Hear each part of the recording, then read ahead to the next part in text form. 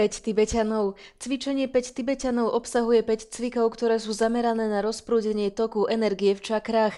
Čakry sú energetické centrá, ktoré ak sú vo vzájomnej harmónii, vytvárajú zdravie. Preto toto cvičenie môže byť zaradené do preventívnych cvičení zdravia. Jednotlivé cviky sa opakujú od 3 do 21 opakovaní. Podstatné je rešpektovať postupnosť v cvičení a množstvo opakovaní má byť rovnaké pri každom cviku. Prvý týždeň začíname s 3 opakovaniami, druhý týždeň so 4 opakovaniami, až dosiahneme 21 opakovaní. Cvičenie sa robí denne. Ak chceme, aby sme sa rozcvičili a zahriali, môžeme zostavu zopakovať aj viackrát. Po cvičení je vhodné ostať ležať asi ešte 5 minút a plynulo dýchať.